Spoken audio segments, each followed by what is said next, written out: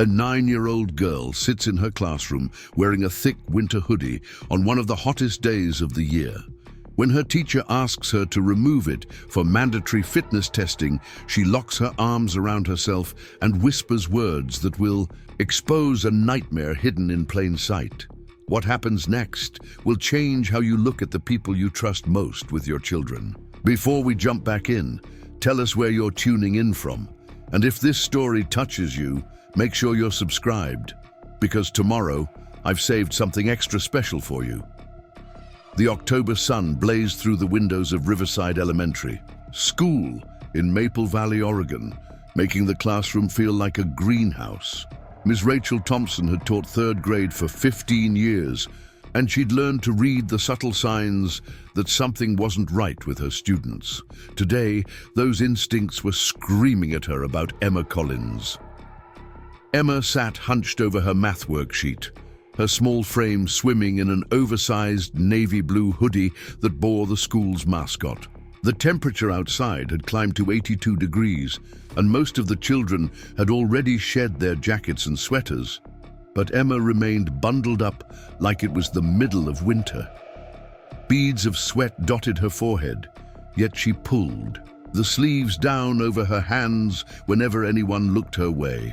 Rachel had noticed the pattern developing over the past 3 weeks. Every single day, regardless of weather, Emma arrived wearing that same thick hoodie. When the other children played outside during recess, Emma would sit in the shade claiming she was cold. During art class, she'd refuse to roll up her sleeves even when working with messy paints. Most concerning of all, she'd started flinching whenever adults moved too quickly near her. The 9-year-old had always been quiet, but lately, her silence had taken on a different quality. Where once she'd been simply shy, now she seemed to be disappearing into herself, as if she were trying to become invisible. Her grades, which had been solid B's and C's, were slipping. Her usually neat handwriting had become shaky and rushed, like she was afraid someone might see what she was writing. Rachel glanced at the fitness testing schedule posted on her bulletin. Bored. Tomorrow was the day she'd been dreading. The state-mandated physical education assessments required all students to remove outer clothing so the PE teacher could accurately measure their flexibility and movement. There would be no way for Emma to avoid it. During lunch, Rachel approached Emma's table where she sat alone, methodically eating a peanut butter sandwich while other children chattered around her. The hoodie's zipper was pulled all the way up to her chin despite the cafeteria's stifling heat. "Emma, sweetheart," Rachel said gently, crouching down to the girl's eye level. "Are you feeling all right? You look a little warm." Emma's dark eyes darted up briefly before focusing back on her sandwich. "I'm fine, Miss Thompson. I like my jacket." "I know you do, honey, but maybe we could hang it up in the classroom? It's pretty hot today." The response was immediate and startling. Emma's entire body tensed, her small hands gripping the edges of the hoodie so tightly her knuckles went white. "No," she whispered, her voice barely audible. "I can't take it off. I promised I wouldn't." Rachel felt a chill run down her spine despite the heat.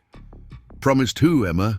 But the little girl had already retreated into her shell, shaking her head and focusing intently on her sandwich as if the conversation had never happened. That afternoon, Rachel made a decision that would set everything in motion. She walked down the hallway to the office of Dr. Amanda Hayes, the school counselor. Amanda had been at Riverside Elementary for 6 years and had developed a reputation for her ability to connect with troubled children. If anyone could get through to Emma, it would be her. Amanda's office was a cozy space filled with soft pillows, art supplies, and children's books. The walls were painted in calming blues and greens, and a small aquarium bubbled quietly in the corner. It was designed to feel safe, welcoming, nothing like the sterile administrative offices that lined the rest of the hallway. "I'm worried about Emma Collins," Rachel said without preamble as she settled into one of Amanda's comfortable chairs. "Something isn't right, and I can't shake the feeling that she's in trouble." Amanda pulled Emma's file from her cabinet. The 9-year-old had been enrolled at Riverside Elementary for 2 years, ever since her mother, Karen, had married David Mitchell, and they'd moved to Maple Valley. Her academic record showed a steady student. No behavioral problems, no red flags. That would typically warrant attention. "Tell me what you're seeing," Amanda said, opening her notebook. Rachel described the hoodie, the flinching, the declining grades, and the way Emma seemed to be shrinking into herself. As she spoke, Amanda's expression grew more serious. She'd seen these signs before, though never quite so obviously displayed. "There's something else," Rachel continued. "I did some checking, and Emma's family moved here from Bend, Oregon about 2 years ago, right around the time her mother married David Mitchell. I don't usually pry into family situations, but something made me curious." Amanda leaned forward. "What did you find?" "David Mitchell has a daughter from his previous marriage, Sarah Mitchell. She would be about 12 now. I found some old school records when I was trying to understand Emma's background better." Rachel paused, choosing her words carefully. "Sarah was pulled out of school in Bend 3 years ago, homeschooled for the rest of the year, and then the family moved." The implication hung heavy in the air between them. Amanda had worked with enough families to know that sudden changes in schooling arrangements, especially combined with geographic moves, could sometimes indicate families trying to avoid scrutiny. "I think we need to involve Principal Chen," Amanda said finally. "And if my suspicions are right, we may need to call Child Protective Services." Principal Robert Chen had been running Riverside Elementary for 8 years. He was a methodical man who took his responsibility for the children in his care seriously. When Rachel and Amanda laid out their concerns about Emma Collins, his reaction was immediate. "We follow protocol," he said, pulling out the thick binder that contained the school district's policies on suspected child abuse. "Tomorrow is fitness testing day. If Emma refuses to remove her outer clothing, we have grounds to require a wellness check." Preparing and narrating this story took us a lot of time, so if you are enjoying it, subscribe to our channel. It means a lot to us. Now back to the story. If there are visible signs of abuse, we document everything and contact authorities immediately. That evening, Rachel couldn't concentrate on grading papers or preparing lessons. She kept thinking about Emma's small face, the fear in her eyes. When asked about removing her hoodie and the way she'd said she promised not to take it off, promised who and why? Meanwhile, across town in a modest 2-story house on Pine Street, Emma Collins sat at her bedroom window, still wearing the navy blue hoodie, despite the heat that lingered even after sunset. Her stepfather, David, was downstairs watching television with her mother, their voices carrying up through the thin walls. Emma pressed her back against her bedroom door, knowing that soon, very soon, she would hear the heavy footsteps on the stairs that meant her nightmare was beginning again.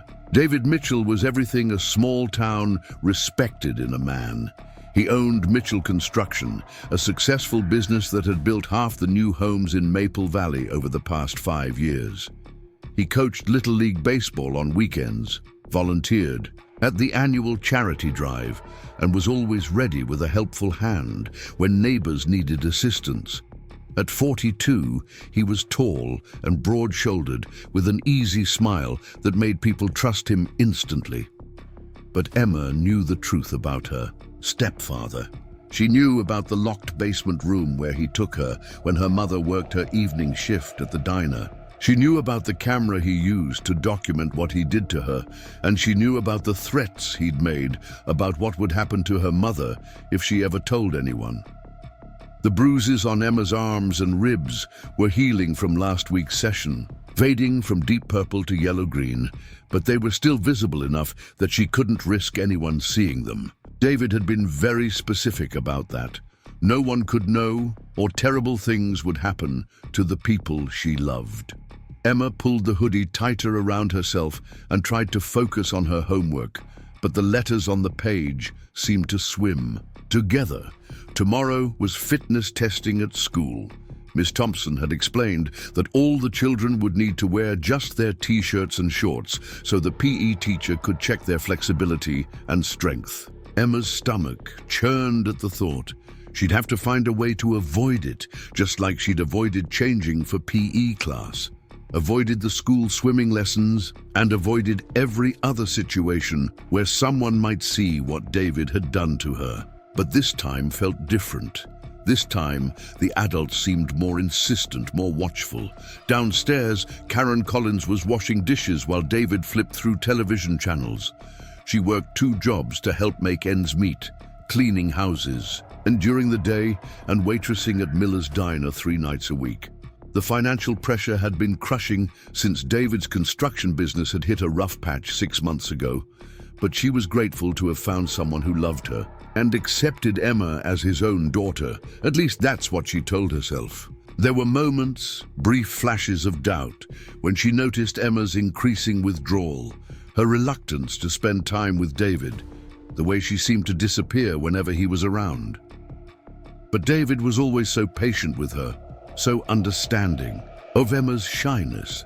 He explained that it was normal for children to take time adjusting to new family dynamics, especially after a divorce. Karen had been a single mother for 3 years before meeting David, struggling to provide for Emma while working multiple jobs. When David came into their lives with his successful business, his steady income, and his apparent devotion to both of them, it had felt like a miracle. He'd moved them out of their tiny apartment into this comfortable house, enrolled Emma in a good school, and given them stability Karen had never been able to provide on her own. The doubts that occasionally surfaced were quickly pushed down. David was a good man, respected in the community, kind to Emma in front of others. If Emma was struggling with something, it was probably just the normal challenges of growing up, of adjusting to having a stepfather, of dealing with the memory of her biological father who had abandoned them both. But as Karen dried the dinner dishes, she couldn't shake the feeling that something was wrong. Emma had been asking strange questions lately. Questions about whether it was okay to keep secrets from your parents, whether children had to obey adults even when it felt wrong, whether anyone would believe a kid if they said an adult was lying. Karen had answered these questions as best she could, encouraging Emma to always tell the truth and assuring her that trusted adults would always listen. But Emma's responses had been unsatisfying, as if she were testing the waters for something much deeper and more serious. The next morning arrived with the same unseasonable heat that had been plaguing the region for weeks. Emma dressed carefully, in her usual outfit, jeans, a long-sleeved t-shirt, and the navy blue hoodie that had become like armor to her. She ate breakfast silently, while David read the newspaper and her mother rushed around getting ready for work. "Have a good day at school, sweetheart," Karen said, kissing the top of Emma's head before grabbing her purse and heading out the door. David looked up from his newspaper and smiled at Emma. To anyone watching, it would have looked like a normal, affectionate stepfather seeing his daughter off to school. But Emma saw something else in his eyes, a warning that made her stomach clench with fear. "Remember what we talked about, Emma," he said quietly, "about keeping our family business private. You're such a good girl, and I know you'll make the right choices today." Emma nodded quickly, not trusting her voice, and hurried out the door with her backpack. At school, the morning passed in a blur of anxiety. Emma could barely concentrate on her lessons, her mind racing with scenarios of what might happen during fitness testing. Ms. Thompson seemed to be watching her more closely than usual, and Dr. Hayes, the counselor, had stopped by the classroom twice to speak quietly with the teacher. When the lunch bell rang, Emma's heart began pounding. Fitness testing was scheduled for right after lunch. She picked at her sandwich, her appetite completely gone, while other children chatted excitedly about the afternoon activities. "Emma," a gentle voice said beside her. She looked up to see Dr. Hayes standing next to her table. "Could you come with me to my office for a few minutes? I'd like to chat with you about something." Emma's blood turned to ice. They knew. Somehow they knew. And now David's threats were going to come true. Her mother would lose her job. They'd lose their house, and terrible things would happen to everyone she cared about. "I'm not supposed to talk to strangers," Emma whispered, repeating one of David's rules. Dr. Hayes smiled kindly. "I'm not a stranger, sweetheart. I'm Dr. Hayes, the school counselor. Ms. Thompson told me you might be feeling a little worried about fitness testing today, and I thought we could talk about it." Reluctantly, Emma followed Dr. Hayes to her office, clutching the edges of her hoodie like a lifeline.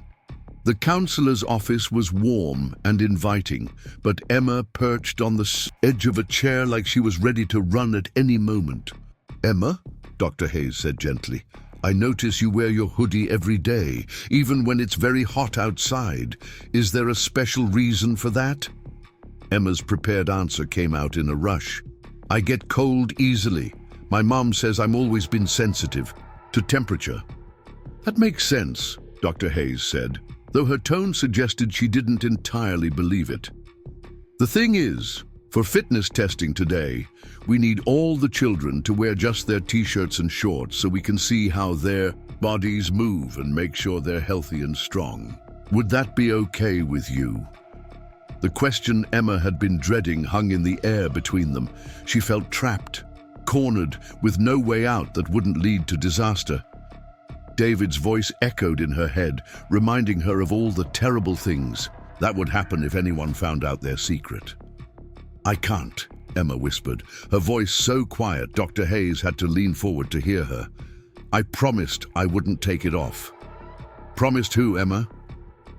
The little girl's eyes filled with tears, but she shook her head frantically. "I can't tell. Bad things will happen if I tell." Dr. Hayes felt her heart break a little. She'd worked with enough traumatized children to recognize the signs of someone carrying a burden far too heavy for their small shoulders. The fear in Emma's eyes wasn't normal childhood anxiety about a fitness test. This was the terror of a child who believed she was protecting everyone she loved by keeping a devastating secret. "Emma," Dr. Hayes said softly, "I want you to know that you're safe here. Nothing bad is going to happen to you in this office, and sometimes when we're scared, talking about our feelings can help make them smaller." But Emma just shook her head and pulled her knees up to her chest, wrapping her arms around herself, in a protective posture that broke the counselor's heart. Outside in the hallway, Ms. Thompson was pacing nervously. She could see through the glass window of Dr. Hayes's office that the conversation wasn't going well. Emma looked terrified, and every instinct Rachel had developed in 15 years of teaching was telling her that this little girl was in serious trouble. Principal Chen appeared at her elbow. "How's it going?" "Not well," Rachel admitted. "She's scared, Robert. Really scared. This isn't just shyness or normal anxiety about a fitness test." Through the window, they could see Dr. Hayes trying different approaches, speaking gently to Emma, offering her art supplies to draw her feelings, suggesting they call her mother. But the 9-year-old remained curled in the chair, shaking her head to every suggestion. Finally, Dr. Hayes stepped out of the office, leaving Emma with some coloring books and crayons. "We need to make the call," she said quietly to Principal Chen and Ms. Thompson.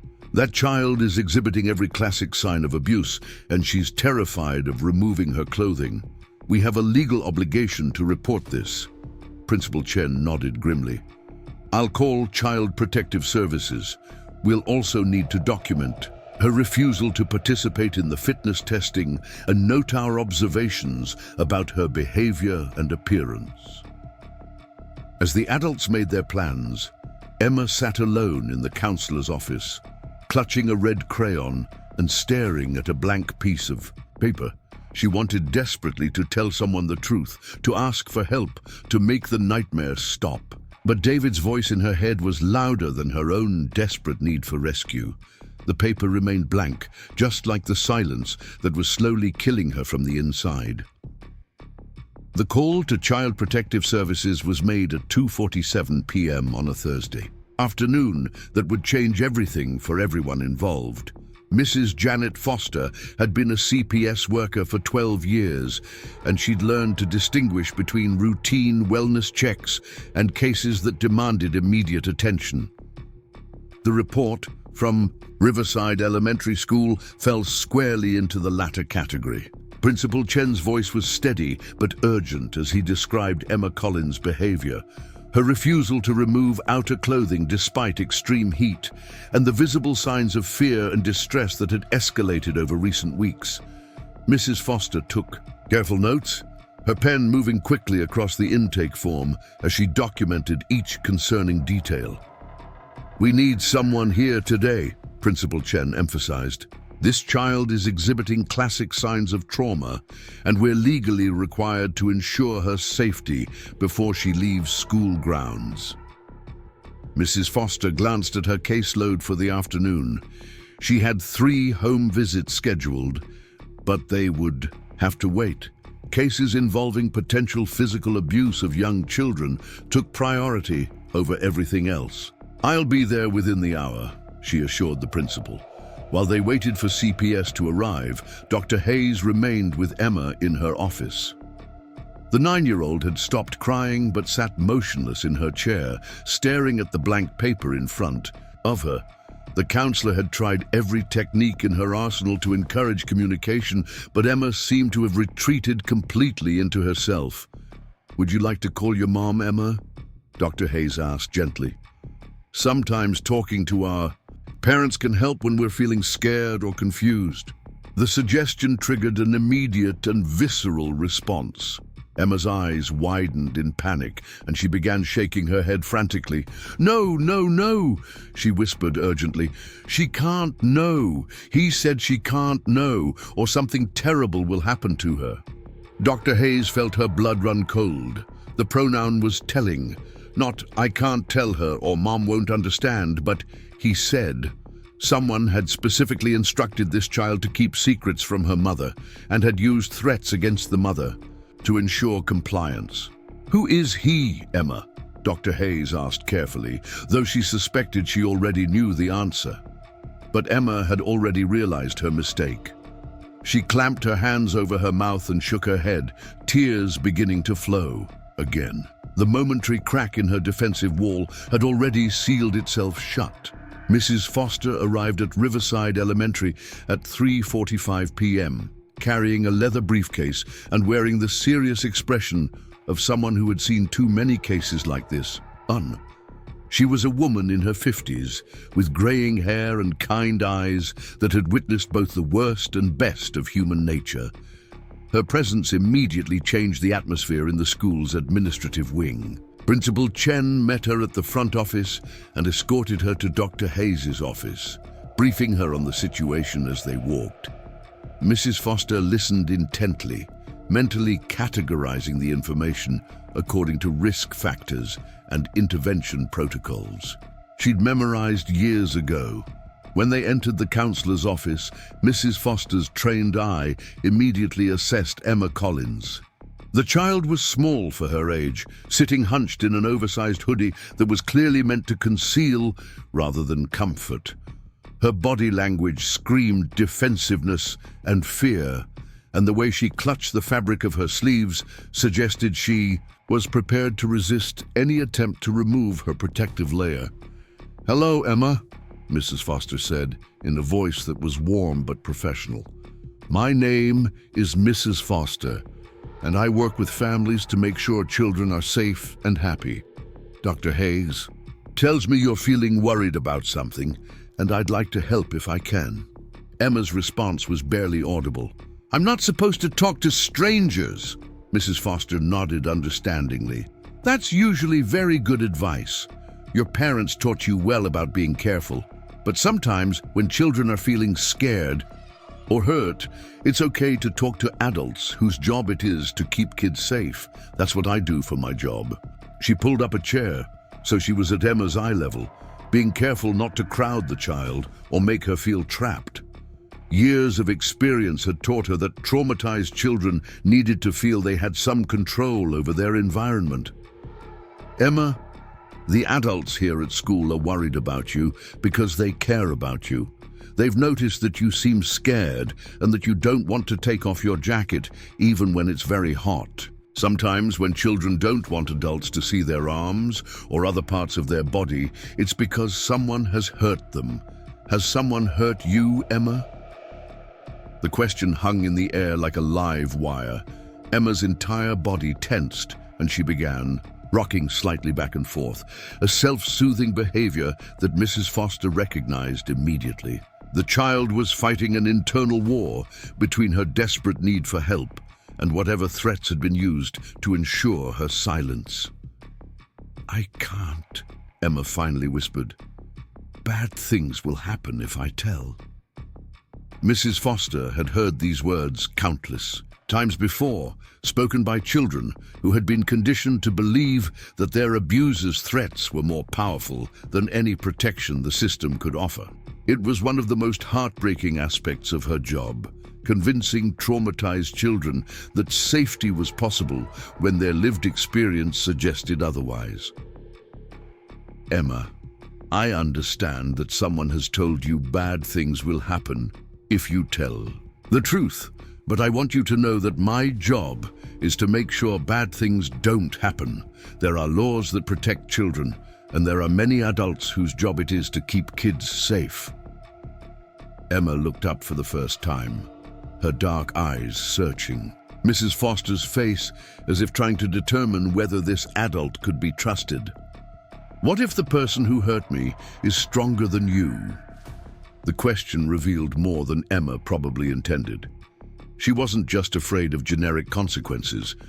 She was afraid of a specific person who had convinced her that his power was absolute and inescapable. Mrs. Foster leaned forward slightly. "Emma, there is no person stronger than all the people who protect children. Police officers, judges, teachers, social workers like me, doctors, and many others all work together to keep kids safe. No one person is stronger than all of us working together." For a moment, it seemed like Emma might respond, might finally crack open the door to the truth. But then the school secretary appeared in the doorway with an apologetic expression. "I'm sorry to interrupt," she said quietly to Principal Chen, "but David Mitchell is here. He says he got a call about Emma and wants to take her home."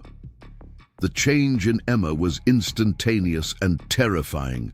The color drained from her face, her breathing became rapid and shallow, and she began trembling uncontrollably.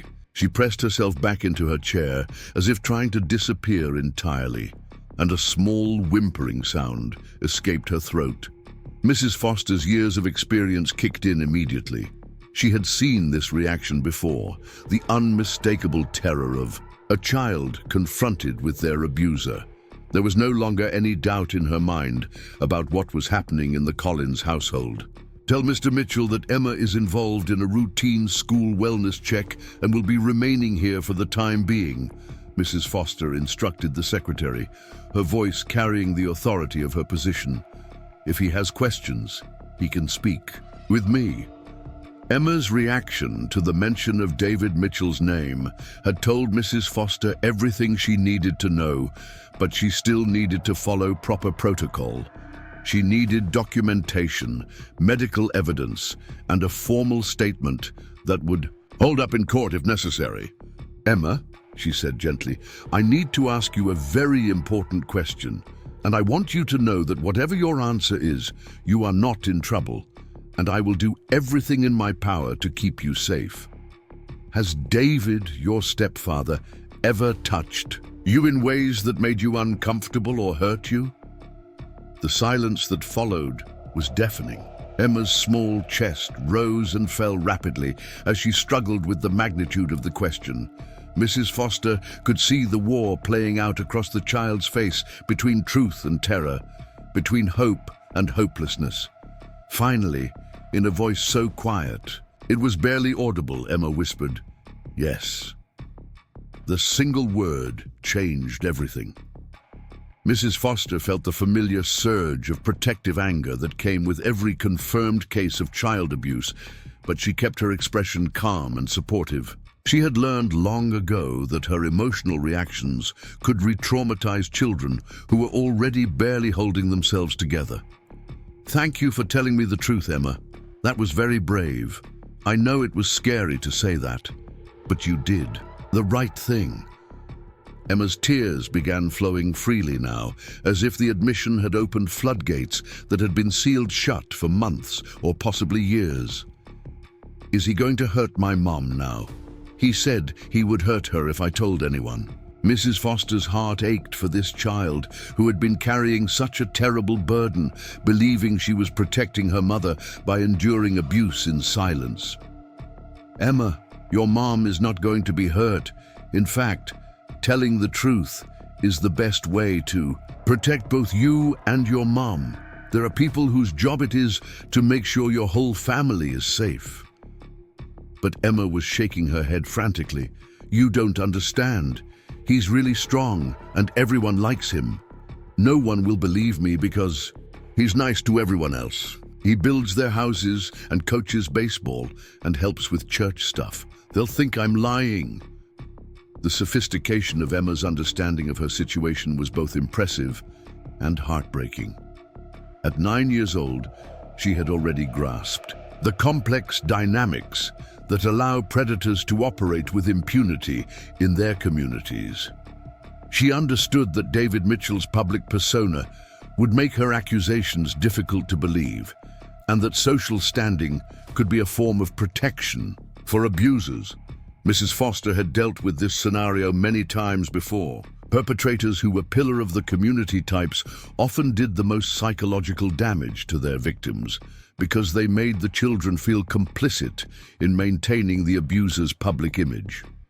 The children learned that speaking out would not only bring consequences for themselves, but would also shatter the community's faith in someone they respected and trusted. "Emma, I want you to listen to me very carefully," Mrs. Foster said, her voice firm but gentle. "There are people who are trained to investigate these situations, and they know how to tell when children are telling the truth. You don't have to convince everyone by yourself. That's not your job. Your job is just to be honest with the people who can help you." While Mrs. Foster continued working with Emma, Principal Chen had stepped into his office to make several crucial phone calls. The first was to the Maple Valley Police Department, requesting an immediate investigation into suspected child abuse. The second was to the school district's legal department to ensure all protocols were being followed correctly. The third was to the hospital to arrange for a medical examination that would document any physical evidence of abuse. Detective Lisa Rodriguez was wrapping up paperwork on a burglary case when the call came in from Riverside Elementary. She had been with the Maple Valley Police Department for 8 years, the last 4 spent specializing in crimes against children. It was difficult work that took an emotional toll, but it was also the most important work she'd ever done. Lisa arrived at the school within 20 minutes, her unmarked sedan pulling into the visitor parking space next to Mrs. Foster's state vehicle. She was a compact woman in her 30s, with dark hair pulled back in a practical ponytail and intelligent brown eyes that could be either comforting or intimidating depending on the situation. Principal Chen met her at the entrance and quickly briefed her on the situation as they walked to the counselor's office. "The child has made a disclosure to CPS, and we're dealing with a stepfather who's demanding to take her home. Mrs. Foster has requested police involvement for immediate protection and investigation." Lisa nodded, her mind already shifting into investigative mode. Child abuse cases required careful handling to preserve evidence while also ensuring the victim's immediate safety. Every decision made in the next few hours could determine whether prosecution would be possible and whether the child would be protected from further harm. When Lisa entered Dr. Hayes' office, she immediately assessed the scene. Emma Collins was a small, fragile-looking child who was clearly in distress. but trying to cooperate with the adults around her. Her body language suggested both trauma and a desperate desire for protection, a combination Lisa had seen in many young victims. "Hi, Emma," Lisa said, crouching down so she wasn't towering over the child. "I'm Detective Rodriguez, and I work with the police department. Mrs. Foster tells me you've been very brave today by telling the truth about some scary things. I want to help make sure you stay safe." Emma looked up at Lisa with eyes that seemed far too old for her 9-year-old face. "Are you going to arrest him?" The question was direct and spoke to Emma's understanding that what had been happening to her was criminal. Lisa appreciated the child's directness and decided to respond with equal honesty. "If someone has hurt you, then yes, it's my job to make sure they're held responsible for that. But first, I need to understand exactly what happened, and I need to make sure you're safe right now." Emma nodded slowly, as if this made sense to her. "He's here at school. He wants to take me home." Lisa felt a surge of protective anger, but kept her voice calm. "He's not taking you anywhere right now. You're under the protection of the police and child protective services. No one can make you go anywhere you don't want to go." The relief that washed over Emma's face was evident to everyone in the room. For the first time since the crisis began, the child's shoulders relaxed slightly, and some of the tension left her small frame. "Emma," Lisa continued, "I know this is scary, but I need to ask you some questions about what happened to you. Mrs. Foster and Dr. Hayes will stay with us, and you can stop anytime you need a break. But it's important for me to understand so I can make sure you stay safe. Is that okay?" Emma nodded, clutching her hoodie sleeves, but seeming more present and engaged than she had been all day. "Can you tell me about the times when David hurt you?" Lisa asked gently. Emma's story came out in fragmented pieces, the way traumatic memories often emerge from children who have been carrying secrets for too long. She described the basement room in their house that David had converted into what he called his special place. She talked about the times when her mother worked late shifts at the diner, and David would take her downstairs for what he claimed were bonding activities. The details Emma provided were consistent with patterns Lisa had seen in other abuse cases, and the specificity of her descriptions left no doubt that she was telling the truth. David Mitchell had been systematically abusing his stepdaughter for over a year, using threats against her mother to ensure her silence and compliance. "He takes pictures," Emma said quietly, looking down at her hands. "He said the pictures prove that I wanted to do those things, and if I ever told anyone, he would show them the pictures and everyone would know I was bad." Lisa's jaw tightened with anger, but she kept her voice gentle. "Emma, I want you to understand something very important. You are not bad. You did nothing wrong. Adults who hurt children sometimes take pictures or say things to make the child feel like it's their fault, but it's never the child's fault. Never." Emma looked up, hope flickering in her eyes for the first time. "Really? Really? You are the victim here, which means you're the person who was hurt by someone else's bad choices. David is the one who did wrong things, not you." While Lisa continued her interview with Emma, Mrs. Foster stepped into the hallway to coordinate with the various agencies that would need to be involved in the case. A medical examination would need to be scheduled at the hospital to document any physical evidence of abuse. Arrangements would need to be made for Emma's immediate placement, since she clearly could not return home while David Mitchell remained in the house. The most complicated aspect would be dealing with Emma's mother, Karen Collins. In many childy abuse cases involving step-parents or boyfriends, the biological parent was either complicit in the abuse or had willfully ignored obvious signs. However, based on Emma's statements, it seemed that Karen was working multiple jobs and may have been genuinely unaware of what was happening when she wasn't home. Mrs. Foster had learned not to make assumptions about non-offending parents. Some were truly innocent victims themselves, manipulated and deceived by skilled predators. Others had chosen to prioritize their relationships with abusive partners over their children's safety. Determining which category Karen Collins fell into would require careful investigation. Meanwhile, in the main office, Principal Chen was dealing with David Mitchell's increasingly aggressive demands to see Emma. The man had been pacing in the lobby for over an hour, alternating between concerned stepfather act and barely contained fury at being denied access to the child. "I don't understand what's going on here," David was saying to the secretary for the third time. "Emma is my daughter, and I have every right to take her home. What kind of school keeps a child from her family?" The secretary, following Principal Chen's instructions, remained polite but firm. "Mr. Mitchell, as I explained, Emma is involved in a routine wellness check with Child Protective Services. If you have questions, you'll need to speak with the caseworker." David's facade of reasonable concern was beginning to slip. "This is ridiculous. I'm calling my lawyer. You people have no right to keep my daughter here against her will."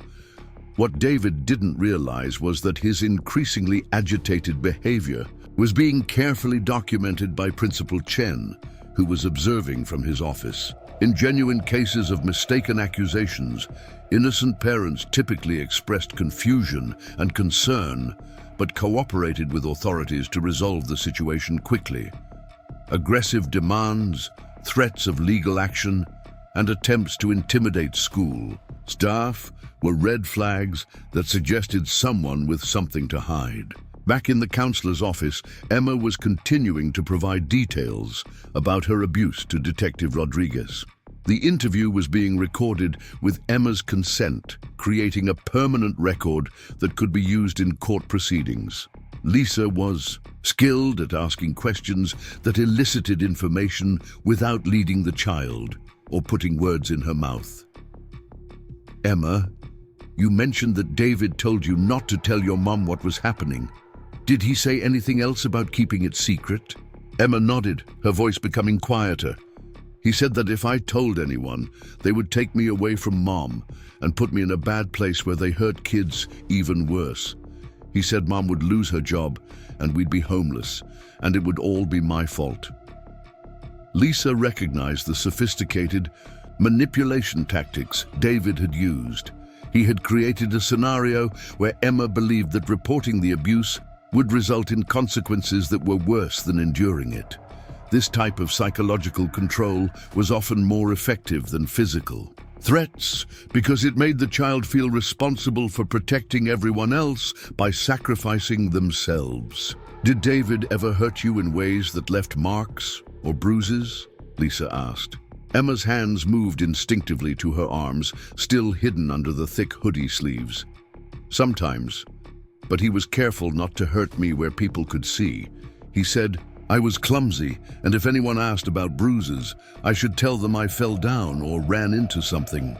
This level of premeditation and planning indicated that David Mitchell was an experienced predator who had likely abused other children before Emma. Lisa made a mental note to investigate his background thoroughly, including his previous marriage, and any children who had been in his care. The most crucial piece of evidence would be the physical examination that would document any signs of abuse on Emma's body. However, convincing a traumatized child to undergo such an examination required sensitivity and patience. "Emma," Lisa said gently, "I know this is scary, but we need to have a doctor look at your body to see if there are any signs that David hurt you. The doctor will be very gentle, and Mrs. Foster and I will be with you the whole time. Would that be okay?" Emma's immediate response was panic. "I can't take off my jacket. I promised David I wouldn't let anyone see." Mrs. Foster leaned forward. "Emma, remember what we talked about earlier. David's rules don't apply anymore. You're safe now, and the people protecting you need to see if you're hurt so they can help you get better." The internal struggle was visible on Emma's face. She was being asked to violate the most fundamental rule that had governed her life for over a year. The rule that had kept her feeling marginally safe in an impossible situation. Breaking that rule felt like jumping off a cliff into unknown territory. "What if he finds out?" Emma whispered. Lisa's voice was firm and reassuring. "David is not going to find out anything from us. In fact, David is not going to be allowed to hurt you anymore. That's a promise I can make to you." After nearly an hour of gentle encouragement and reassurance, Emma finally agreed to go to the hospital for a medical examination. The decision seemed to exhaust her, as if she had used up every ounce of courage she possessed just to say yes. As they prepared to leave the school, Mrs. Foster pulled Detective Rodriguez aside. "What's our plan for placement? She obviously can't go home, and we need to move quickly before the stepfather figures out what's happening and potentially destroys evidence." Lisa nodded. "I'm going to request a search warrant for the house while we're at the hospital. If Emma's telling the truth about photographs and a basement room, we need to secure that evidence immediately. As for placement, do we have any information about relatives who might be able to take her temporarily?" Mrs. Foster checked her notes. "The mother has a sister in Portland, but we haven't made contact yet. We may need to use emergency foster care until we can assess family options." As they prepared to escort Emma to the hospital, Detective Rodriguez received a text message that made her blood run cold. One of her colleagues had run a preliminary background check on David Mitchell, and the results were disturbing. 3 years ago in Bend, Oregon, David Mitchell's biological daughter Sarah had been hospitalized for injuries that were initially attributed to a playground accident. The case had been investigated briefly but closed when the family moved out of state before the investigation could be completed. Lisa realized they weren't just dealing with a single case of child abuse. They were potentially looking at a serial predator who had been using his access to vulnerable children to satisfy his deviant desires for years. Emma might not be David Mitchell's first victim, and if they didn't act quickly, she might not be his last. The urgency of the situation had just escalated dramatically, and Lisa knew that the next few hours would be critical in determining whether they could build a case strong enough to put David Mitchell behind bars permanently. The drive to Riverside General Hospital felt like the longest 15 minutes of Emma's young life. She sat in the back seat of Mrs. Foster's car, still wearing her protective hoodie, watching the familiar streets of Maple Valley blur past the window. Detective Rodriguez rode in the passenger seat, occasionally glancing back to offer reassuring smiles, while Mrs. Foster navigated through afternoon traffic with practiced efficiency. Emma's mind raced with questions and fears. She had crossed a line that could never be uncrossed by telling the truth about David, and now she was heading into completely unknown territory. The hospital loomed ahead of them, its modern glass facade reflecting the late afternoon sun like a beacon of both hope and terror. Dr. Michelle Park was the pediatric specialist on call when they arrived at the emergency department. She had been working with child abuse cases for over a decade and had developed a gentle but thorough approach that helped traumatized children feel as safe as possible during what was inevitably a frightening experience. Her examination room was decorated with colorful murals and filled with stuffed animals, creating an environment that felt more like a pediatrician's office than a clinical space where evidence of terrible crimes was documented. "Hello, Emma," Dr. Park said warmly as they entered the examination room. "I'm Dr. Park, and I specialize in helping children who have been hurt.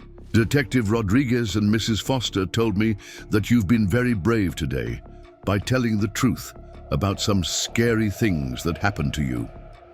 Emma nodded silently, her small hands still gripping the edges of her hoodie sleeves. The medical setting had triggered a new wave of anxiety, and she seemed to shrink even smaller in the presence of another authority figure who would need to see what she had been hiding for so long. Dr. Park pulled up a rolling stool so she could sit at Emma's eye level. "I know this feels scary, but I want you to know that everything we do here is to help you feel better and to make sure you're safe. I'm going to need to look at your body to see if there are any places where you've been hurt, but we'll go very slowly, and you can ask me to stop anytime you need a break." The examination that followed was conducted with extraordinary care and sensitivity. Dr. Park explained each step before she took it, asking for Emma's permission and ensuring that Detective Rodriguez and Mrs. Foster remained in the room where Emma could see them. When Emma finally removed her hoodie, the extent of David Mitchell's cruelty became immediately apparent. The bruises on Emma's arms were in various stages of healing, creating a timeline of abuse that stretched back weeks, or possibly months. Some were fresh, dark purple marks that matched the size and shape of adult fingers. Others had faded to yellow-green, indicating older injuries. The pattern was unmistakably consistent with restraint and physical force, and the location of the bruises suggested they had been carefully placed where they would normally be hidden by clothing. Dr. Park's professional composure remained intact, but Detective Rodriguez could see the controlled anger in the physician's eyes as she carefully photographed and documented each mark. This was not accidental injury from childhood clumsiness or roughhousing. This was systematic abuse inflicted by someone who had planned to avoid detection. "Emma," Dr. Park said gently as she continued her examination, "can you tell me how you got these bruises on your arms?" Emma's voice was barely audible. "David squeezes my arms when he's angry with me. He says it's to help me remember to be good, but sometimes he squeezes too hard and it leaves marks." The clinical language Emma used to describe her abuse was heartbreaking in its matter-of-fact delivery. She'd been conditioned to accept David's explanations for his violence, to view his abusive behavior as a form of discipline rather than criminal assault. As the examination continued, Dr. Park discovered additional evidence of abuse. There were older scars on Emma's back that appeared to be from some kind of implement, possibly a belt or switch. There were also signs of psychological trauma that manifested in physical symptoms, stress responses that Dr. Park had seen in other severely abused children. "Emma, I need to ask you about some other things David might have done to hurt you," Dr. Park said carefully. "Sometimes adults touch children in ways that are inappropriate or that make the child feel uncomfortable. Has David ever touched you in ways that felt wrong or that he told you to keep secret?"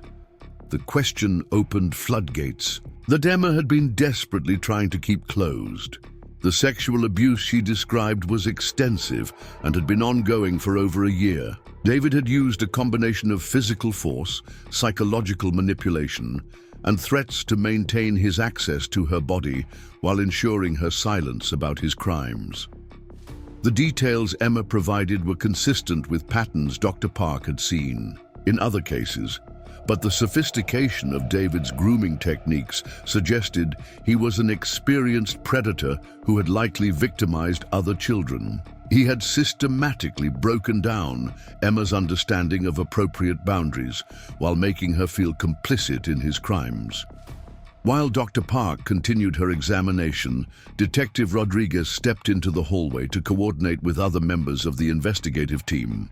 The medical evidence they were gathering would be crucial for prosecution, but they also needed to secure the crime scene at the Collins house before David had an opportunity to destroy evidence. Detective Mike Turner, Rodriguez's partner, was already en route to the courthouse to obtain a search warrant for the Mitchell property. The probable cause was overwhelming, given Emma's detailed disclosures and the medical evidence Dr. Park was documenting. Judge Patricia Morgan was known for taking child abuse cases seriously, and Rodriguez was confident the warrant would be approved quickly. The challenge would be executing the search warrant without alerting David to the investigation. If he discovered that Emma had disclosed his abuse, He might attempt to flee or destroy the photographic evidence Emma had described. Timing would be critical to preserve the integrity of the case. Rodriguez's phone buzzed with a text from Turner, confirming that the search warrant had been approved. Judge Morgan had also issued an emergency protective order removing Emma from the home and prohibiting David from having any contact with her. The legal machinery was now in motion to protect Emma and hold David accountable for his crimes. Back in the examination room, Dr. Park was completing her documentation of Emma's injuries. The medical record she was creating would serve as crucial evidence in any criminal prosecution, providing objective proof of the abuse Emma had described. The photographs and measurements would help establish a timeline and demonstrate the systematic nature of David's violence. "Emma, you've been incredibly brave today," Dr. Park said as she helped the child put her clothes back on. "The injuries I found show that someone has been hurting you for a long time, but I want you to know that your body will heal from these injuries. With proper care and support, you're going to be okay." Emma looked up at Dr. Park with eyes that held both hope and skepticism. "Will the bruises go away?" "Yes, sweetheart. The bruises will fade and disappear completely. Your body is already working to heal itself, and we're going to make sure you get all the medical care you need to help that process." Mrs. Foster had been coordinating Emma's immediate placement while the medical examination was taking place. Emma's maternal aunt, Jennifer Collins, lived in Portland and had agreed to drive to Maple Valley immediately when contacted about the situation. Jennifer was a single mother herself with 2 teenage children, and she had always been concerned about Emma's well-being since her sister Karen had married David Mitchell.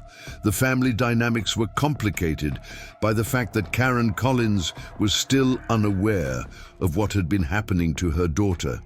She was working an evening shift at Miller's Diner and wouldn't be home until after midnight. The decision of how and when to inform Karen about David's abuse would require careful consideration of her safety and emotional well-being.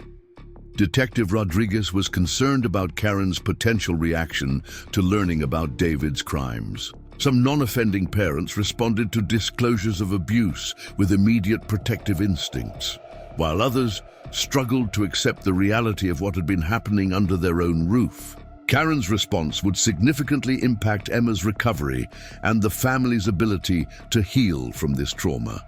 While they waited for Jennifer Collins to arrive from Portland, Emma sat quietly in the hospital family lounge, finally free from the weight of her protective hoodie.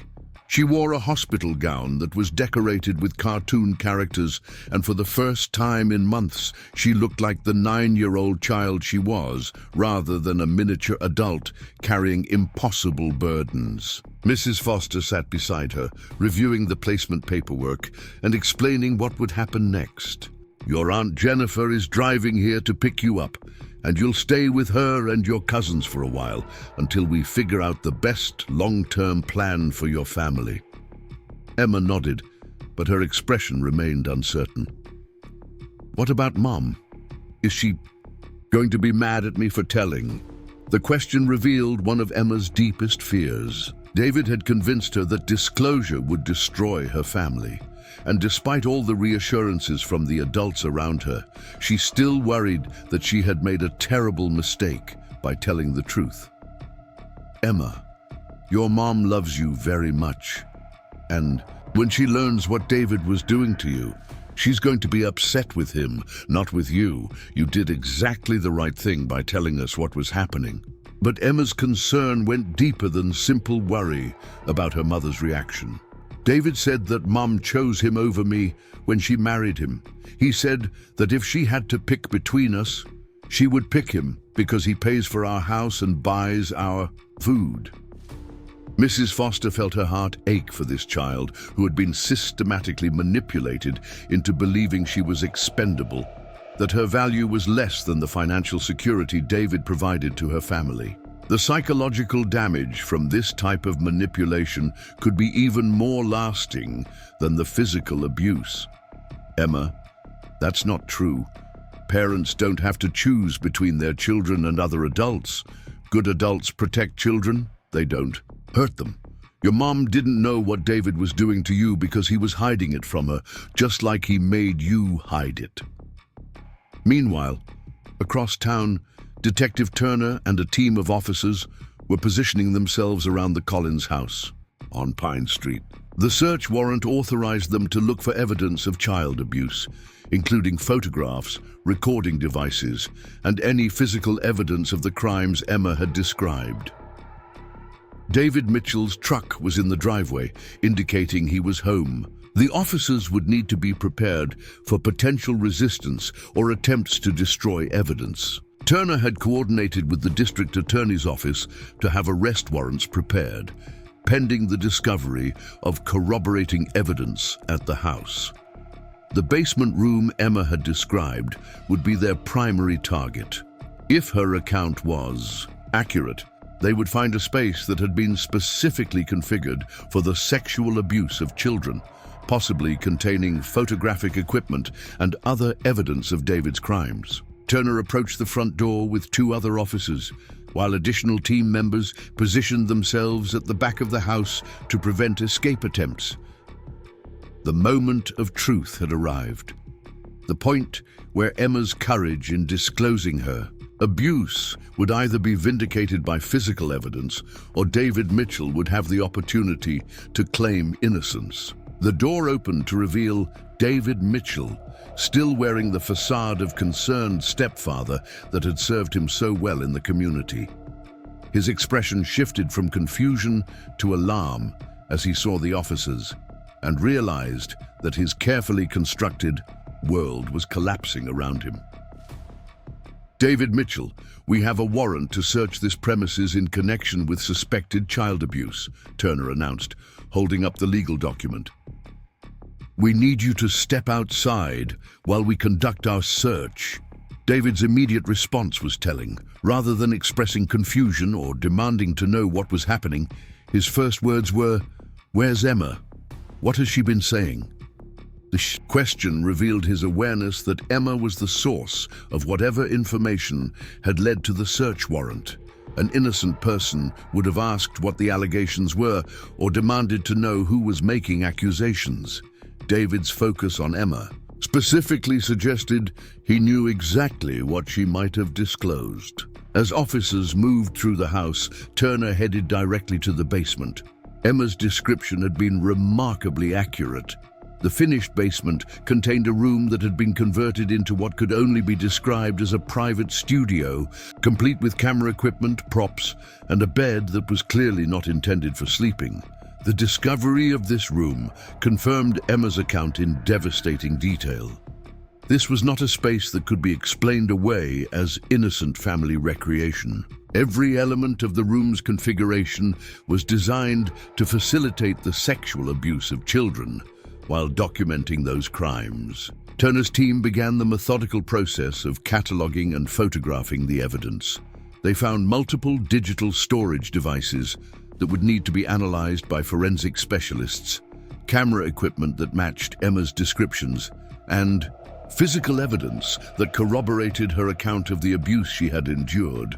But the most damning discovery was a collection of photographs that had been printed and stored in a locked file cabinet.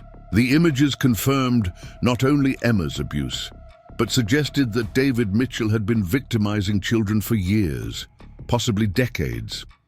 Some of the photographs appeared to show children who were not Emma, indicating that his crimes extended far beyond his current stepdaughter. As news of the search warrant execution reached the hospital, Detective Rodriguez felt a mixture of relief and rage. Relief that Emma's courage had been vindicated by concrete evidence, and rage at the scope of David Mitchell's crimes against children who had trusted him. Emma was still in the family lounge when Rodriguez returned with the news that evidence had been found confirming her account. The child's reaction was complex, mixing vindication with renewed fear about what would happen next. "Does this mean everyone will believe me now?" Emma asked quietly. Yes, Emma, everyone will believe you because we found proof of what David was doing to you. You were telling the truth, and now everyone knows that. But Emma's next question revealed that her ordeal was far from over. What happens to David now? Will he go to jail? Rodriguez chose her words carefully. David is going to be arrested and charged with crimes for hurting you. There will be a legal process where all the evidence will be presented, and if he's found guilty, he will go to prison for a very long time. The concept of legal justice was abstract to a 9-year-old who had lived in fear for over a year. But Emma seemed to understand that David would face consequences for his actions. For the first time since the crisis began, she seemed to relax slightly, as if the weight of carrying her secret had finally been lifted from her small shoulders. Jennifer Collins arrived at the hospital just as the sun was setting over Maple Valley. She was a woman in her late 30s who bore a strong resemblance to her sister Karen. But her expression carried a determination and protective fury that suggested she would not hesitate to defend Emma against anyone who might threaten her safety. The reunion between Emma and her aunt was emotional but subdued. Emma had not seen Jennifer in over a year, since before David had begun restricting the family's contact with extended relatives. The embrace between aunt and niece carried the weight of loss and the promise of protection. "I'm so sorry this happened to you, sweetheart," Jennifer whispered as she held Emma close. "But you're safe now, and you're coming home with me where no one will ever hurt you again." As they prepared to leave the hospital, Mrs. Foster reviewed the legal protections that were now in place for Emma's safety. The emergency protective order prohibited David from having any contact with Emma, and violation of that order would result in immediate arrest. The criminal investigation was proceeding rapidly, and additional charges were likely as forensic. Analysis of the seized evidence continued. The most challenging conversation still lay ahead. Karen Collins would need to be informed about her husband's arrest and the abuse of her daughter. That conversation would determine not only the future of Emma's relationship with her mother, but also the family's ability to heal from the trauma David had inflicted on all of them. Detective Rodriguez volunteered to accompany Mrs. Foster when they informed Karen about the situation. The conversation would require sensitivity and care, as Karen was likely to experience her own trauma upon learning that she had unknowingly facilitated her daughter's abuse by trusting David Mitchell. As Emma left the hospital with her aunt, she took one last look back at the building where her nightmare had finally begun to end. She was still wearing the hospital gown, decorated with cartoon characters, having refused to put the navy blue hoodie back on. For the first time in over a year, Emma Collins was free to be a child again, protected by adults who put her safety above all other considerations. The criminal case against David Mitchell was just beginning, but the most important victory had already been achieved. Emma had found her voice, told her truth, and been believed by the adults whose job it was to protect her. The system had worked as it was supposed to, responding quickly and effectively to safeguard a vulnerable child from a predator who had hidden behind a mask of respectability and community standing. The road to healing would be long and difficult, involving therapy, legal proceedings, and the complex process of rebuilding a family that had been shattered by betrayal and abuse. But for the first time since David Mitchell had entered her life, Emma Collins could look toward the future with hope instead of fear, knowing that the truth had finally set her free. The arrest of David Mitchell took place at 9:47 p.m. on a Thursday, evening that would forever divide Emma Collins' life into before and after. Detective Turner and his team had spent 3 hours methodically documenting the evidence in the basement room, each photograph and seized item building an overwhelming case against the man who had terrorized a 9-year-old child for over a year. David's reaction to his arrest was telling in its complete lack of surprise. When Turner read him his rights and placed the handcuffs around his wrists, David's primary concern was not protesting his innocence, but asking repeatedly about Emma's whereabouts and whether she was telling stories to the authorities. His questions revealed an intimate knowledge of exactly what crimes he was being charged with, eliminating any possibility that this was a case of mistaken identity or false accusations. The booking process at the Maple Valley Police Department was thorough and methodical. David was photographed, fingerprinted, and formally charged with multiple felonies, including aggravated sexual abuse of a minor, possession of child pornography, and criminal restraint. The charges would likely multiply as forensic analysis of the seized digital devices revealed the full scope of his crimes against Emma and potentially other victims. Meanwhile, Karen Collins was finishing her evening shift at Miller's Diner, completely unaware that her world was about to implode. She had been concerned about Emma's recent behavioral changes, but David's explanations about normal childhood adjustment issues had seemed reasonable. Karen trusted her husband and had no reason to suspect that he was capable of the monstrous crimes he had been committing against her daughter. Detective Rodriguez and Mrs. Foster waited in the diner's parking lot until Karen's shift ended at 11 p.m. The conversation they were about to have would shatter everything Karen thought she knew about her marriage, her family, and her ability to protect her child. The approach they took would be crucial in determining whether Karen responded as a protective parent or whether she would struggle to accept the reality of her husband's crimes. When Karen emerged from the diner, she immediately noticed the unmarked police car and the woman in a business suit standing beside it. Her first thought was that something had happened to Emma, and panic flooded through her system as she approached the two strangers who were clearly waiting for her. "Mrs. Collins, I'm Detective Rodriguez with the Maple Valley Police Department, and this is Mrs. Foster from Child Protective Services. We need to speak with you about your daughter Emma and your husband David." The words hit Karen like physical blows. Her legs felt weak, and she had to lean against her car for support as the implications of their presence began to sink in. Police and child services didn't appear together in parking lots late at night unless something terrible had happened. "Is Emma okay? Where is she? What's happened?" The questions tumbled out of Karen in a rush of maternal panic that was both heartbreaking and reassuring to the professionals who were watching her carefully for signs of how she might respond to what they were about to tell her. Detective Rodriguez chose her words carefully. "Emma is safe, Mrs. Collins. She's with your sister Jennifer in Portland. But we need to talk to you about some very serious allegations that Emma has made against your husband David." The word allegations seemed to confuse Karen more than frighten her. She looked back and forth between the detective and the social worker, trying to process information that didn't fit with her understanding of her family dynamics. "I don't understand.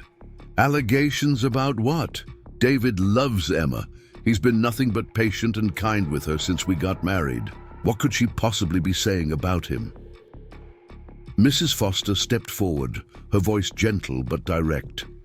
"Mrs. Collins, Emma has disclosed that David has been sexually abusing her for over a year. She's provided detailed accounts of systematic abuse that have been corroborated by medical evidence and physical proof found at your home." The words seemed to hit Karen in slow motion. She heard each syllable, but her brain refused to process their meaning. Sexual abuse, her husband, her daughter, for over a year. The concepts were so incompatible with her reality that she initially couldn't make sense of what she was being told. "That's impossible," Karen said, shaking her head vigorously. "David would never hurt Emma. There has to be some mistake. Emma's been having problems at school, behavioral issues. Maybe she's confused or making things up for attention." Detective Rodriguez recognized the denial response that was common among non-offending parents. Learning that a trusted partner had abused their child created cognitive dissonance so severe that many parents initially rejected the possibility rather than accept a reality that called everything they believed into question. Mrs. Collins, I understand this is shocking news, but I need you to listen carefully. We found physical evidence at your home that confirms Emma's account. David has been arrested and is currently in custody. This is not a misunderstanding or a child seeking attention. This is a serious criminal case with substantial evidence. The mention of physical evidence seemed to penetrate Karen's denial in a way that Emma's word alone had not. She stopped shaking her head and stared at Detective Rodriguez with growing horror as the reality of the situation began to sink in. "What kind of physical evidence?" she whispered. Mrs. Foster and Detective Rodriguez exchanged glances. The details of what had been found in the basement would be traumatic for Karen to hear, but she needed to understand the severity of the situation and the undeniable nature of the evidence against her husband. David had converted part of your basement into a room specifically designed for abusing children. We found camera equipment, photographs, and other evidence that confirms not only Emma's abuse, but suggests there may be other victims as well. Karen's knees buckled, and she slid down the side of her car until she was sitting on the asphalt of the diner parking lot. The information was too overwhelming to process while standing. Her mind raced through memories of the past year, searching for signs she had missed, warnings she had ignored, moments when she should have known something was wrong. "The basement," she said quietly, almost to herself. "He always kept it locked, said it was his workshop and Emma wasn't allowed down there because of dangerous tools. I never questioned it because it seemed reasonable." Detective Rodriguez crouched down beside Karen, recognizing that the woman was beginning to accept the truth about her husband's crimes. "Mrs. Collins, predators are skilled at hiding their behavior from other adults. They create explanations for their actions that seem perfectly reasonable, and they often target children when they know other adults won't be present." Karen looked up with tears streaming down her face. "How long did you say this was happening?" "Based on Emma's statements and the medical evidence, we believe the abuse began shortly after you and David were married, approximately 18 months ago." The timeline made Karen's stomach lurch with guilt and self-recrimination. For 18 months, her daughter had been suffering horrific abuse while Karen worked multiple jobs to contribute to their household income, leaving Emma alone with the man who was systematically destroying her childhood. "Where is Emma now? I need to see her. I need to tell her I'm sorry. I need to tell her I didn't know." Mrs. Foster's voice was compassionate but firm. "Emma is safe with your sister and she's going to need time to process everything that's happened. She's been carrying this secret for over a year, believing that telling the truth would destroy her family. She needs to know that you believe her and that you're going to protect her, but she also needs space to begin healing." The concept of Emma carrying such a terrible secret alone was almost more than Karen could bear. She thought about all the times Emma had seemed withdrawn or anxious, all the questions about keeping secrets, all the subtle signs that something was wrong. The clues had been there, but David's explanations had seemed so reasonable, and Karen had been so busy working to keep their family financially stable that she hadn't looked deeper. "Can I call her? Can I at least talk to her on the phone?" Detective Rodriguez hesitated. "Mrs. Collins, Emma is going to need to see that you're committed to her safety and that you're not going to minimize what happened to her or make excuses for David. Some children who have been abused worry that their non-offending parent will choose the abuser over them. Emma needs to know that you choose her." The implication was clear. Karen's response to learning about David's crimes would determine not only Emma's future safety, but also their ability to rebuild their relationship. If Karen defended David, or express doubt about Emma's account. It could cause additional trauma to a child who had already endured far too much. "I choose Emma," Karen said without hesitation. "I will always choose Emma.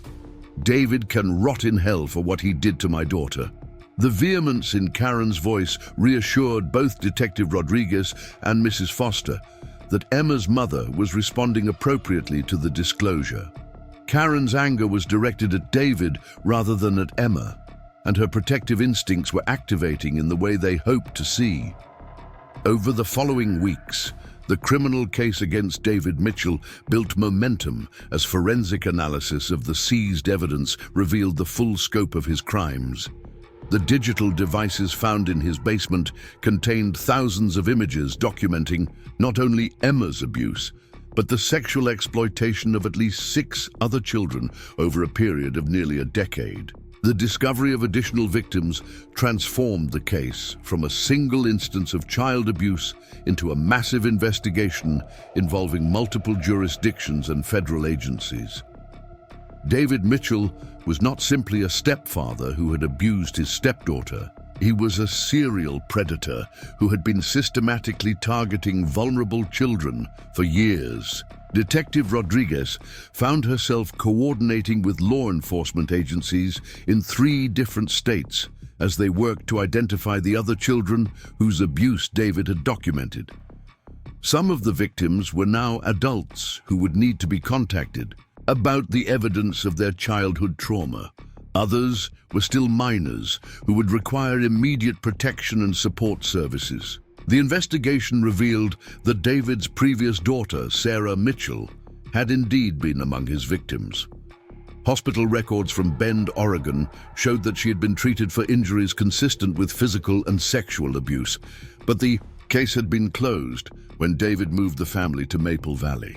Sarah, now 15 years old, was living with her mother in another state and would need to be interviewed about her experiences. Emma's disclosure had not only saved herself, but had potentially protected countless other children from becoming David's future victims. The courage of one 9-year-old girl had exposed a predator whose crimes had been hidden for nearly a decade. The legal proceedings moved forward with unusual speed, given the overwhelming nature of the evidence against David. His court-appointed attorney advised him to consider a plea agreement rather than go to trial, as the prosecution's case was virtually airtight. The photographs, medical evidence, and Emma's detailed testimony created a scenario where conviction was almost certain. Emma's recovery process was more complex than the legal proceedings.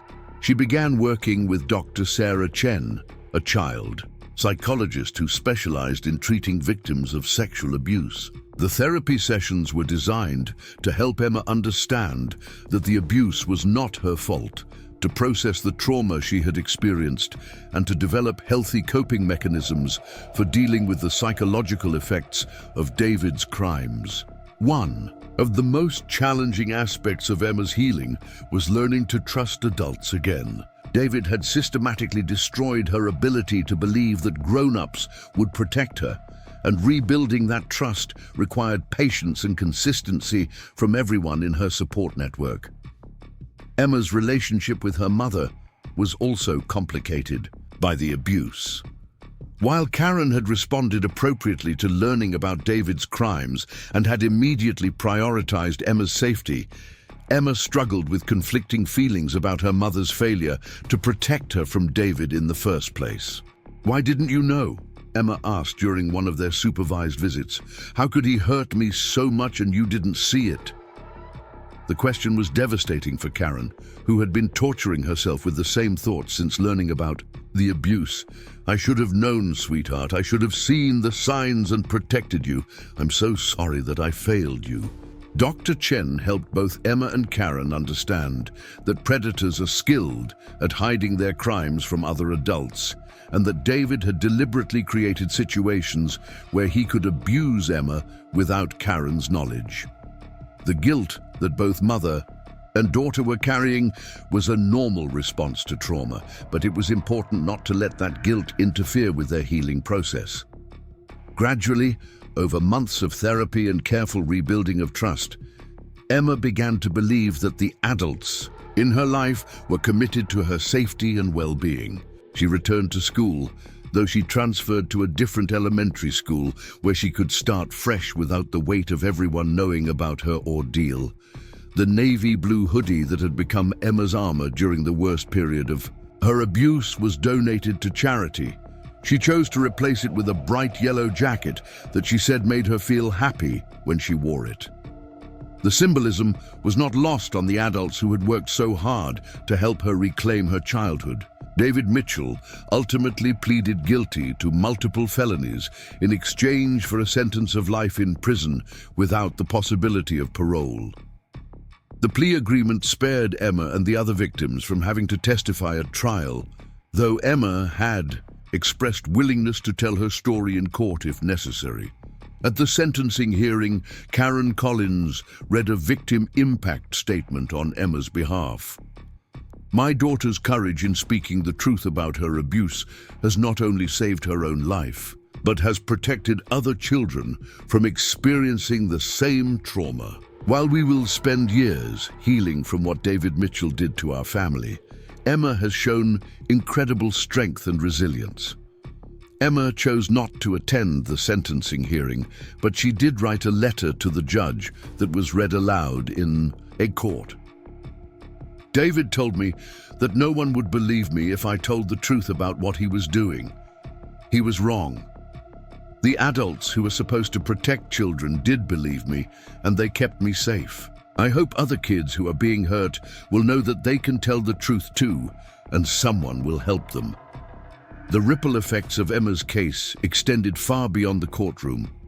Riverside Elementary School implemented new protocols for identifying and responding to signs of child abuse. The school district provided additional training for teachers and staff on recognizing behavioral indicators that might suggest a child was being harmed at home. Mrs. Foster used Emma's case as an example in training sessions for other child protective services workers, emphasizing the importance of believing children when they disclose abuse and acting quickly to ensure their safety. The case became a model for how different agencies could work together effectively to protect vulnerable children. Detective Rodriguez was promoted to sergeant and began specializing in crimes against children full-time. Emma's case had reinforced her commitment to this difficult but crucial work, and she became an advocate for improved training and resources for law enforcement officers who investigate child abuse. 2 years after her disclosure, Emma Collins was a different child than the terrified 9-year-old who had refused to remove her jacket in a hot classroom. She was 11 now, confident and outgoing, with friends at her new school who knew nothing about her past trauma unless she chose to share it with them. Emma had developed a passion for art therapy and had created several paintings that depicted her journey from fear to safety. One painting showed a small figure in a dark room with hands reaching toward a door of light. Another showed the same figure, now in bright colors, surrounded by protective adults and other children. Her relationship with her mother had grown stronger through their shared commitment to healing. Karen had left her job at the diner and found work at a domestic violence shelter, using her experience to help other women recognize signs of abuse and protect their children. Emma's Aunt Jennifer remained an important part of her support system, and Emma often spent weekends and school holidays with her cousins in Portland. The extended family had rallied around Emma and Karen, providing the stability and love they needed to rebuild their lives. Perhaps most importantly, Emma had found her voice. She spoke confidently about her experiences when appropriate, helping other children understand that they could seek help if they were being hurt. She had learned that her survival and recovery could serve as hope for other victims of abuse. On the 3rd anniversary of her disclosure, Emma returned to Riverside Elementary to visit Ms. Thompson, the teacher whose careful attention had set her rescue in motion. The reunion was emotional for both of them, as Ms. Thompson had often wondered about the brave little girl who had trusted her enough to ask for help. "Thank you for seeing me," Emma said simply. "Thank you for knowing that something was wrong and not giving up until you helped me." Ms. Thompson, now with tears in her eyes, replied, "Thank you for being brave enough to tell the truth. You saved yourself, Emma, and you probably saved other children too."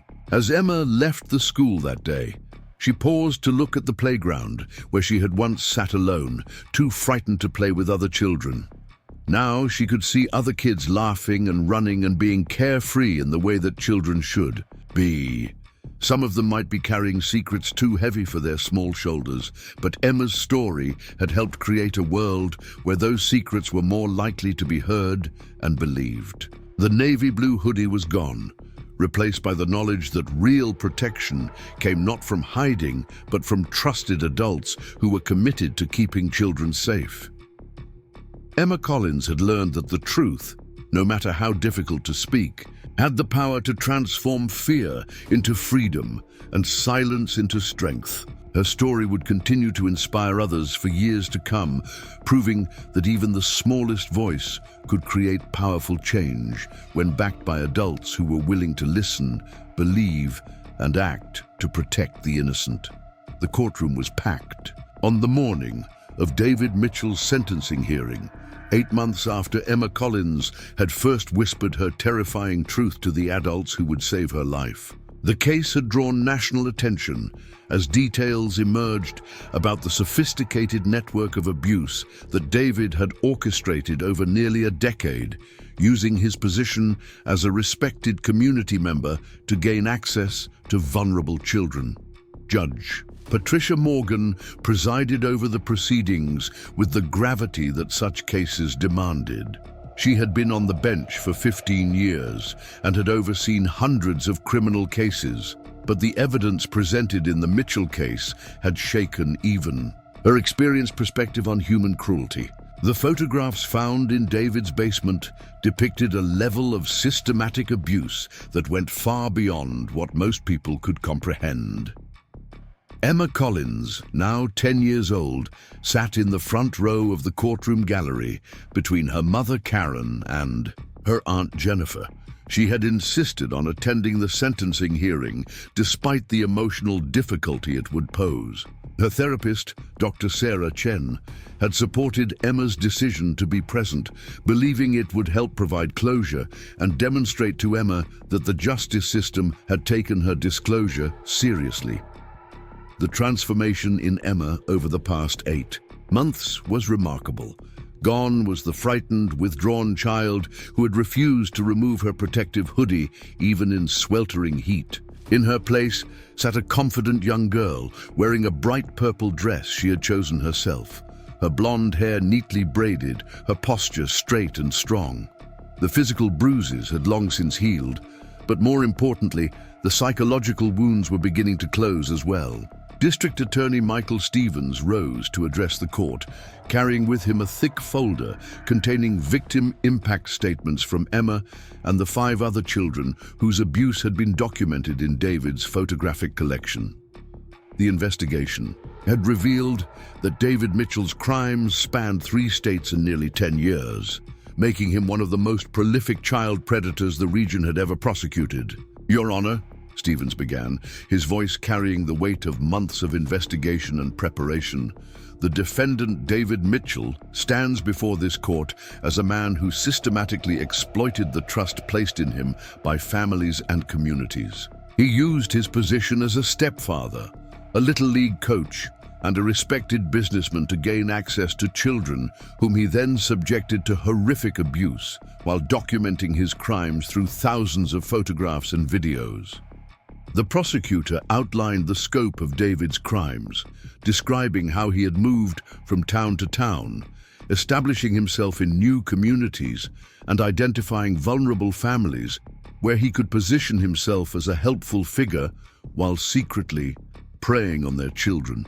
His marriage to Karen Collins had been part of this pattern, as had his previous relationships with single mothers in Oregon and California. The courage of one 10-year-old girl in refusing to remove her jacket on A hot day led to the unraveling of a criminal enterprise that had operated with impunity for years. Stevens continued. Emma Collins's disclosure not only saved her from continued abuse, but led to the identification of other victims and prevented countless future crimes against children. David Mitchell sat at the defense table wearing an orange jail jumpsuit, his hands cuffed in front of him. The man who had once commanded respect in Maple Valley now appeared diminished and defeated, his carefully constructed facade having crumbled under the weight of overwhelming evidence. His attorney had advised him to accept a plea agreement rather than face trial, knowing that the prosecution's case was virtually unwinnable for the defense. The plea agreement called for David to serve life in prison without the possibility of parole on multiple counts of aggravated sexual abuse of minors, production and possession of child pornography, and criminal conspiracy. In exchange for his guilty plea, prosecutors had agreed not to seek the death penalty, though the sentence effectively meant David would die in prison. When Judge Morgan asked if David wished to make a statement before sentencing, he declined through his attorney. Throughout the entire legal process, David had shown no remorse for his crimes and had made no attempt to apologize to his victims or their families. His silence in the face of such overwhelming evidence of harm spoke volumes about his character and his complete lack of empathy for the children he had destroyed. Karen Collins was called forward to read a victim impact statement on behalf of her daughter and their family. She approached the podium with visible emotion, clutching a handwritten letter that she had worked on for weeks with the help of a victim advocate. The woman who had once trusted David Mitchell with her daughter's safety now stood before the court as a fierce advocate for Emma's rights and healing. Your Honor, members of the court, I stand before you today as a mother who failed to protect her child from a monster who lived in our home, Karen began, her voice shaking but determined. For 18 months, David Mitchell systematically abused my daughter Emma while I worked multiple jobs to support our family, never suspecting that the man I had married was destroying my child's innocence and sense of safety. Karen described the guilt and self-recrimination she had experienced upon learning about David's crimes, the sleepless nights wondering how she had missed the signs, the agonizing realization that Emma had been suffering in silence while Karen had been grateful for David's apparent kindness and stability.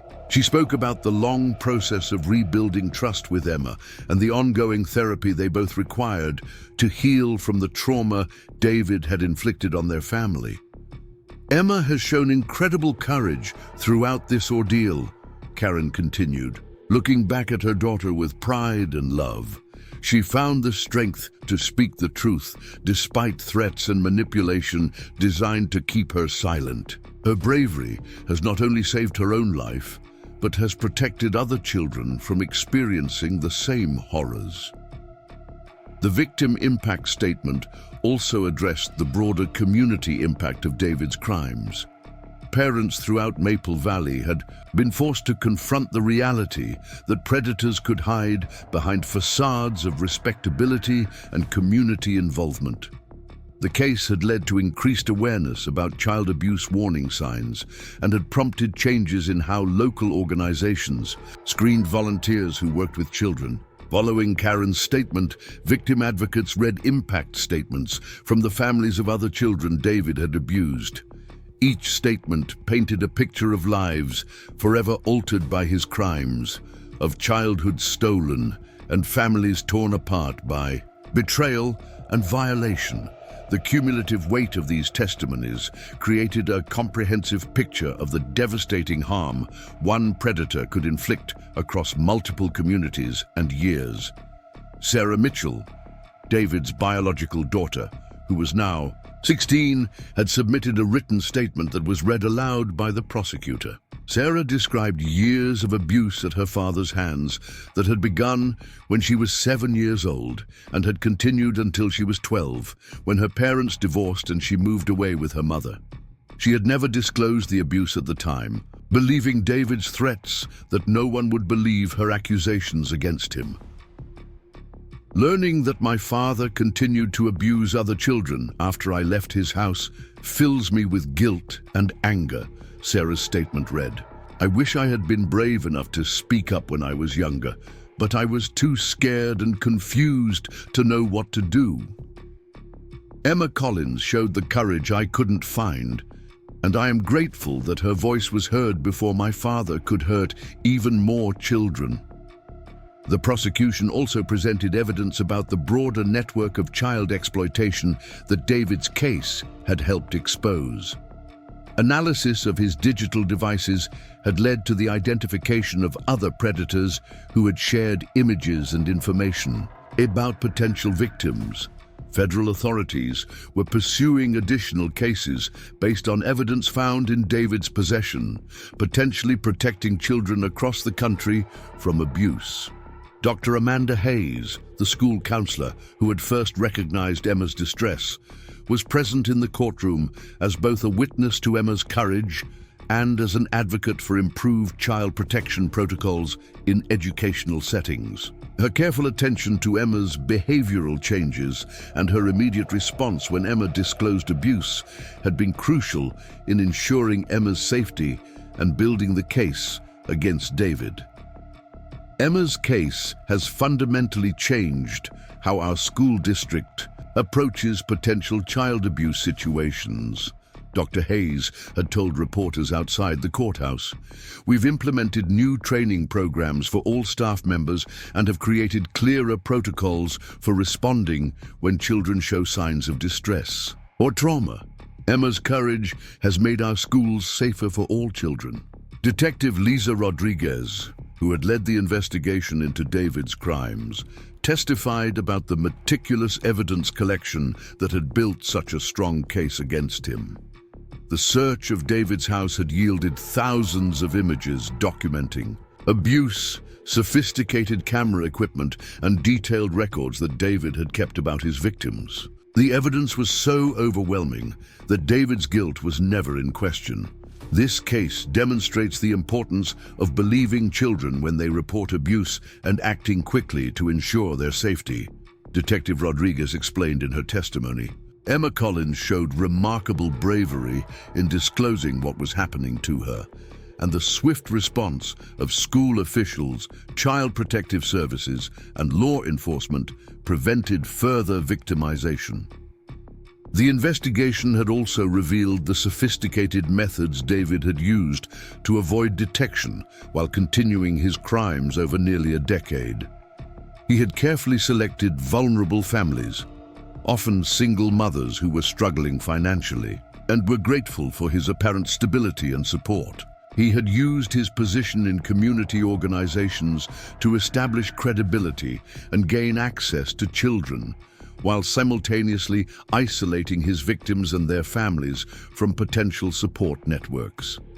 Mrs. Janet Foster from Child Protective Services addressed the court about the systemic changes that had resulted from Emma's case. New protocols had been implemented for investigating suspected child abuse, with improved coordination between law enforcement, social services, and medical professionals. Training programs had been expanded to help professionals recognize signs of abuse and respond appropriately to disclosures from children. Emma's case has served as a catalyst for improving our child protection systems, Mrs. Foster testified. Her courage in speaking the truth has not only brought her abuser to justice, but has led to policy changes that will protect other children in the future. The medical evidence presented by Dr. Michelle Park, who had conducted Emma's initial examination, provided clinical documentation of the physical harm David had inflicted. The photographs and medical records created an objective record of abuse that corroborated Emma's verbal disclosures and eliminated any possibility that the allegations were fabricated or exaggerated.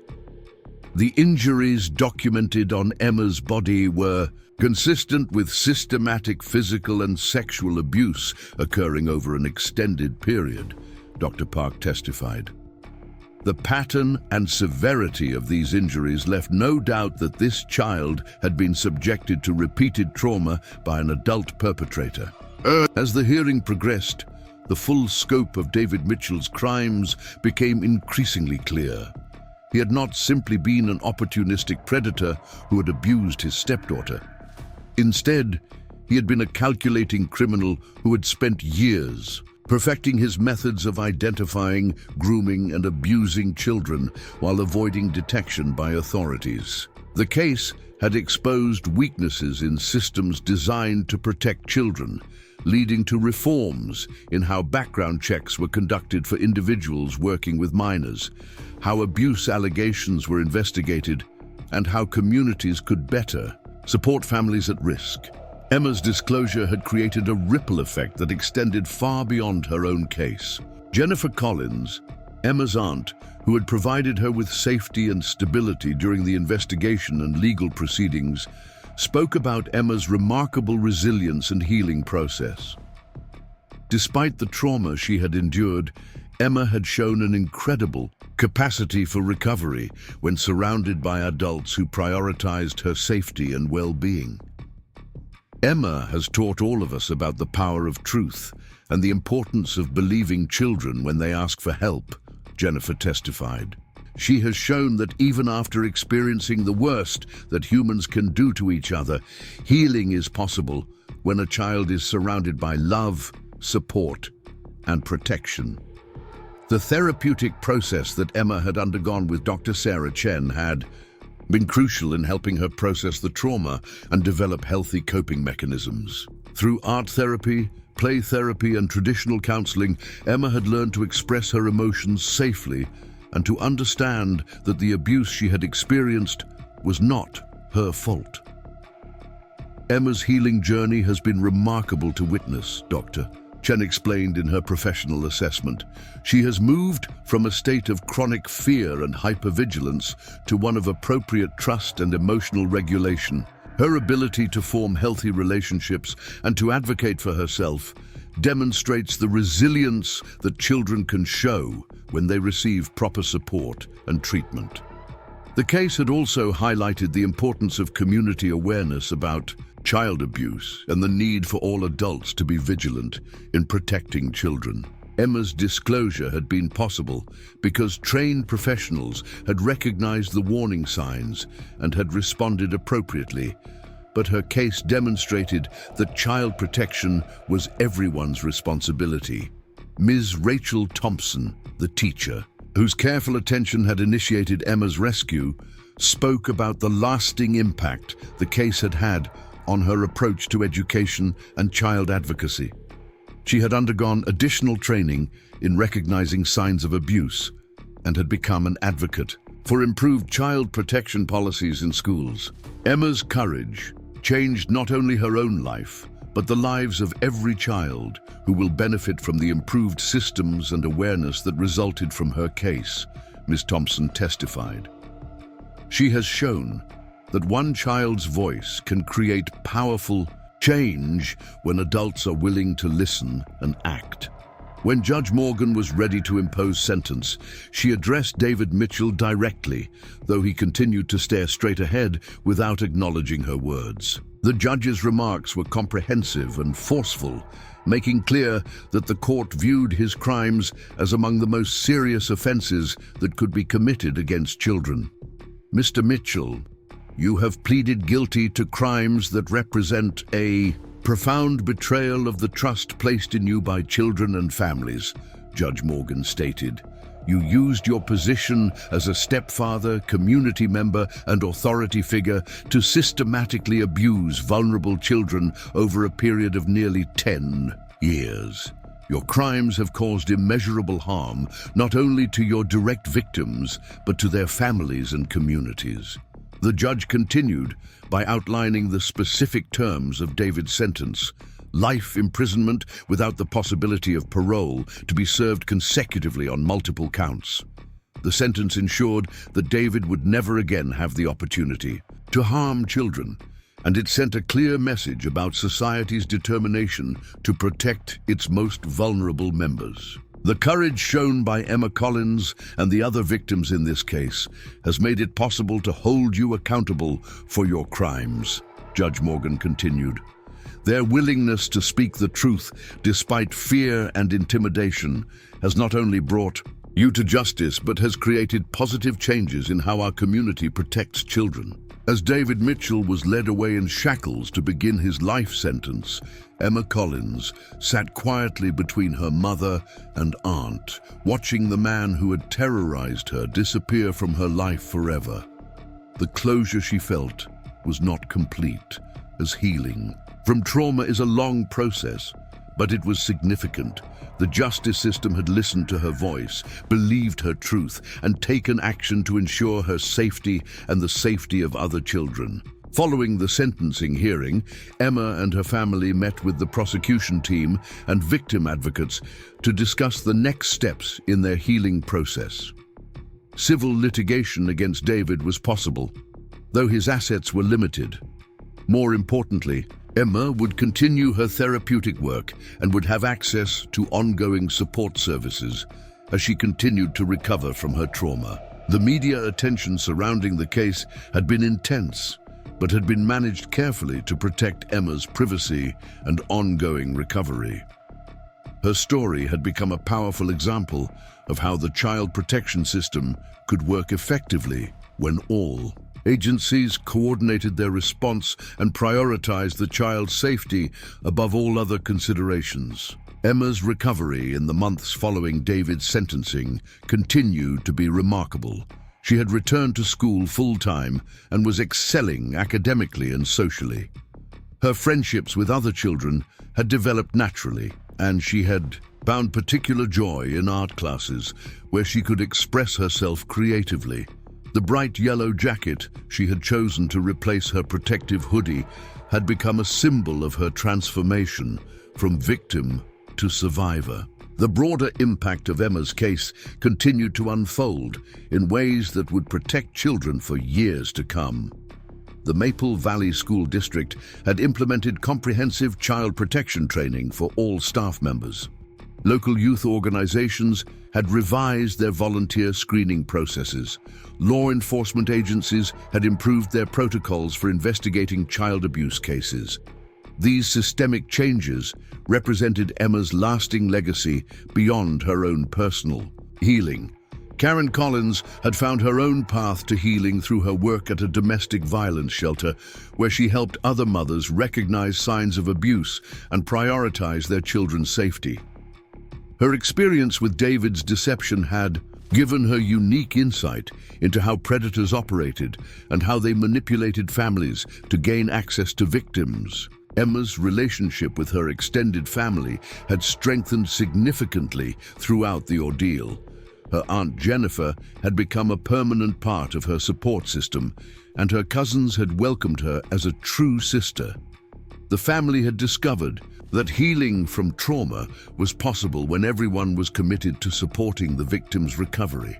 On the first anniversary of her disclosure, Emma chose to plant a garden at her new school as a memorial to all children who had experienced abuse but had never found their voice. Each flower in the garden represented hope, healing, and the possibility of transformation that comes when truth replaces silence.